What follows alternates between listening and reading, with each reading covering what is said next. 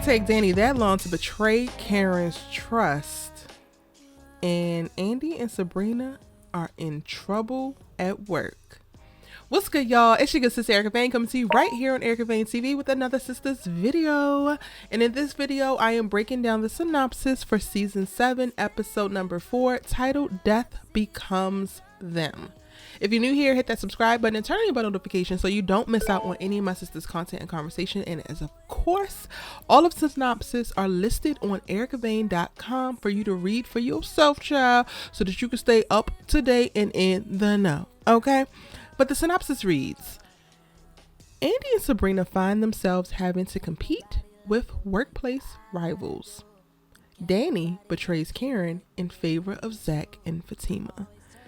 Child, we only 4 episodes in and the betrayal coming already. Y'all done only had one boozy brunch. I told y'all something was coming when it comes to the sister circle shakeup now that Fatima is being integrated into the sister circles in a real way.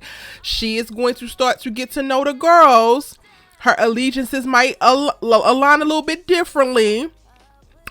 You know, a lot of people love the new friend, want to get close to the new friend. And honestly, when I think about Danni, I could totally understand her connecting with and shifting priority over to Fatima simply because of how Fatima is at her core. Like, now when she bending over backwards jumping through hoops to save Zach's life, right? Like, that's the part that really turns me off about her character, because I want more for her and I believe that she deserves reciprocity in her relationship that she's not receiving. But at her core, she's a down girl for her homegirls. Like, she is a girls for the most part. She's gonna stand up to any good that try her girls. She's going to try to give it to you like it is, but she's also going to be very cognizant of your feelings. And that sometimes she's going to lie to you because she's worried about your feelings. And when I say that some people love the new friend, right? Daniella has already experienced the intervention by way of her girlfriends. Her girlfriends see her for exactly who she is, know all the trauma, well, not all of it actually, know the trauma from college that she went through, notice how she's living her life currently. They don't know all of the details about like the Jonas and the Prestonness of it all, but they know how she's operating now, which means she's leaning on substances to cope. She don't love her job. She has a nasty attitude a lot of the time, and she's leaning on, oh, I'm just telling the truth, I'm being honest, when at the end of the day, more often than not, she's really just being hurtful because she's a miserable person. But guess what? The new girlfriend to the girl group don't know these things. The new girlfriend to the girl group only knows that a man tried to lay his hands on you and spit in your face and came to your rescue to support you when you thought that you killed that man. The new girlfriend only knows that you a dope black girl with a body and you know a cute face, and you laugh and joke, and you might be a little bit bold. The new girlfriend doesn't know you well enough to know how insecure you are. The new girlfriend don't know you well enough to know that you're running from your trauma. The new girlfriend don't know you well enough to know that you get jealous of your friends. Your new girlfriend don't know, like, I could go on, y'all. So honestly, while, you know, Daniella is finding allegiance with Fatima and Zach, but, you know, her and Zach already had a relationship, so I'm not surprised about that. Even though I feel like Tyler did them dirty in reference to keeping Danni away from Zach for the last 2 seasons when he had his whole glow up. If they were as close friends as we got to see, he was living in her damn house when he was getting on his damn feet. There is no reason why Zach should have left her ass behind, but that's a whole other conversation for a whole other day, right? I can totally see how Danni can try to cozy up to Fatima. I think that Fatima is a type of woman that Danni hopes and wishes that she could be and wants to be. And of course, Fatima is probably turning over a new leaf after she called all the girls hoes to their damn faces in Karen's house because she was set tripping, and now she having boozy brunches and getting integrated into the circle, and she's going to take her time and get to know everybody. And unfortunately, something that she needs in the moment requires Danni to betray Karen. Now, I'm trying to figure out what the hell is it, because at the end of the day, Karen, you good. You got this new salon on the way. You are glowing, honey. You are shining. Things are good. Romantically, you might be at a stalemate in reference to you decided to pump the brakes on dating, which I totally agree with. You're focusing on yourself.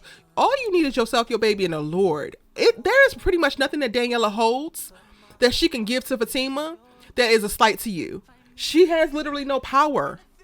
She has literally no power over you or your relationship or your current circumstances. So the only thing I could possibly think about, well, it's not the only thing, because I'm literally just starting to think about this now. did she give information that she wasn't supposed to give? But even still, like, who cares? Who cares who knows what? If it's the truth, who cares who knows what? Just don't tell Danni things. But that's something that you should have known back in season 1, where she was so worried about being left out and you and Andi talking oh shit, meanwhile she don't share none of the shit that happens most recently in her life with y'all. So what? Did she tell your business? What is actually the betrayal? And if it's that big of a betrayal, feel your feelings, draw back, and keep it pushing, because Karen, we is onward and upward in season 7. You look amazing. Our baby is coming, which is not going to be born in season 7, y'all. Just a quick spoiler. That's my thoughts. It's not confirmed, but I don't think we're getting this baby in season 7. But we definitely going to get it in season 8. That's the biggest focus. Let's open up this pretty ass salon. Let's be cute as we want to be, live in our motherly glow, and whatever the hell Daniella got going on, let her have it going on. If she wants to run up behind Fatima and cultivate a new friendship and drop all of y'all asses like a bad habit, then let her. Fatima gonna realize that Danni might not be any better than Andi, because she's also in a one-sided friendship with Andi. So many of y'all stand Andi and Fatima's friendship, but you don't even realize how dependent Andi is on Fatima and how it is not reciprocal. Andi cannot provide nearly as much as what Fatima provides to her, and Danni will be the exact same way.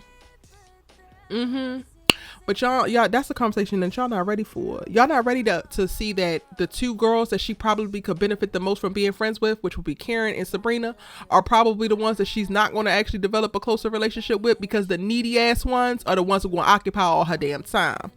I said what I said. But y'all can let me know how y'all feel about it in the comment section down below.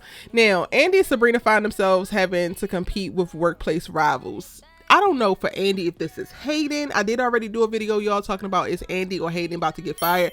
Andi is already on a short list of people that are on executives' nerves. Leland, I think, is going to be on her head this season, and she's not going to get to prance around here in her bras and her blazers doing no damn work. She's going to have to do some damn work, and I'm excited for her, honestly. Like, I have a video coming talking about, is Robin going to return? Because we know Robin still wants a piece of that, but also in coming back to deal with the whole hostile takeover and maybe being about his business, he could also be the person. I don't know. I don't want to just say it's Hayden, because it could be more than Hayden. I definitely see them in season 7 expanding the law firm in reference to a little mini world within the Sistas world, and us actually getting to see how things are moving and shaking around in it.